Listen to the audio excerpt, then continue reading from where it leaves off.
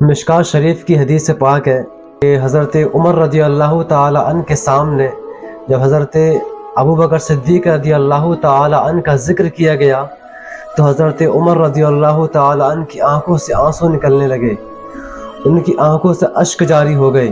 تو لوگوں نے عرض کی، حضور آپ کی آنکھوں سے آنسو کیوں نکل رہے ہیں، آپ رو کیوں رہے ہیں؟ تو حضرت عمر رضی اللہ تعالی عنہ نے ارشاد فرمایا کہ کاش میرے سارے اعمال حضرت ابوبکر صدیق کی ایک رات اور ایک دن کی طرح ہو جائیں۔ تو حضرت عمر رضی اللہ تعالی عنہ بیان فرماتے ہیں کہ وہ رات کہ جس رات حضرت ابوبکر صدیق رضی اللہ تعالی عنہ حضور کے ساتھ غار کے اندر داخل ہوئے تھے، جب غار کے اندر داخل ہو رہے تھے تو حضرت ابوبکر صدیق رضی اللہ تعالی عنہ نے حضور کی بارگاہ میں عرض کی، حضور غار کے اندر پہلے میں جاؤں گا، اس لیے کہ اگر غار کے اندر کوئی ایسی چیز ہو جو آپ کو تکلیف دے تو میں اس کو ہٹا دوں، اگر کوئی چیز تکلیف دے تو پہلے مجھ کو تکلیف دے، آپ کو تکلیف نہ دے۔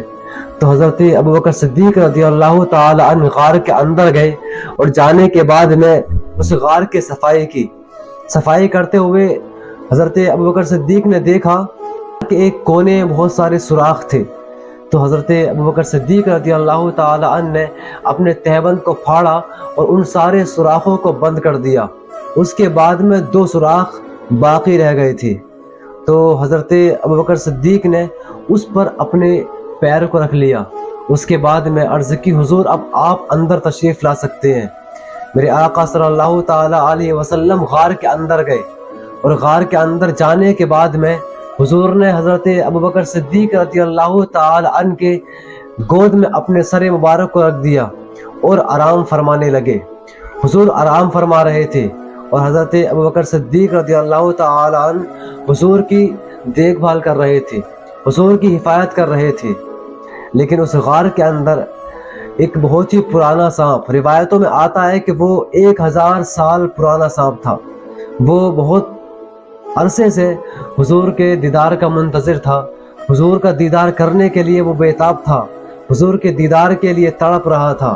اب جیسے حضور غار کے اندر تشریف لے کر آئے تو حضرت ابوبکر صدیق رضی اللہ تعالی عنہ نے سارے سوراخوں کو بند کر دیا تھا، اور جس سوراخ کے اندر وہ سانپ تھا اس سوراخ کو حضرت ابوبکر صدیق نے اپنے پیر سے ڈھک رکھا تھا۔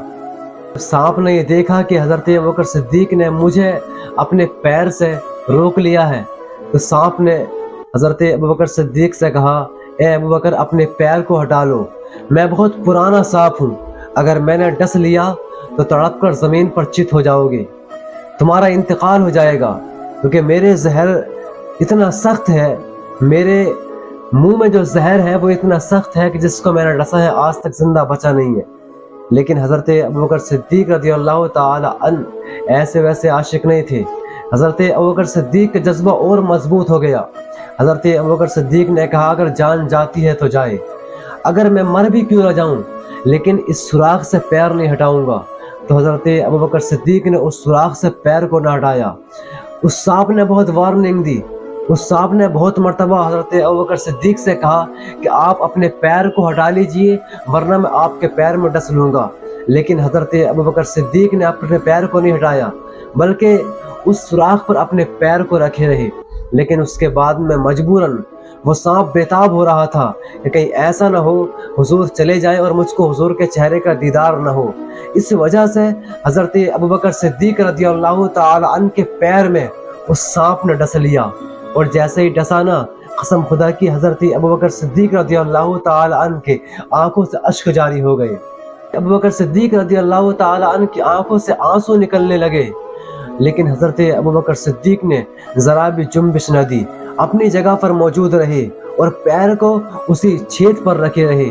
لیکن جب حضرت ابوبکر صدیق کا آنکھ کا آنسو حضور کے چہرے پر پڑا، نبی کریم صلی اللہ تعالی علیہ وسلم کے چہرے انور پر جب حضرت ابوبکر صدیق کا آنکھ کا آنسو گرا تو حضور نیند سے بیدار ہوئے۔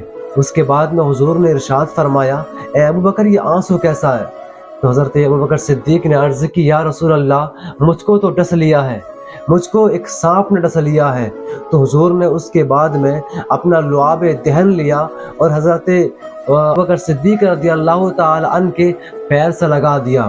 اس کے بعد میں جو پریشانی ہو رہی تھی، جو درد ہو رہا تھا، حضور کے لعاب دہن کی برکت سے وہ درد ختم ہو گیا۔ حضرت ابوبکر صدیق کو شفا مل گئی۔ لیکن قربان جاؤ حضرت ابوبکر صدیق کی محبت پر، قربان جاؤ حضرت ابوبکر صدیق کی وفا پر۔ حضرت ابوبکر صدیق نے کہا کہ کچھ بھی ہو جائے لیکن میری محبت بے وفا نہ ہو، میری محبت میں کمی پیدا نہ ہو۔ اس وجہ سے حضرت ابوبکر صدیق رضی اللہ تعالی عنہ نے اس چھید سے اپنے پیر کو نہ ہٹایا۔ تو اسی وجہ سے حضرت عمر رضی اللہ تعالی عنہ کی آنکھوں سے آنسو آنے لگے۔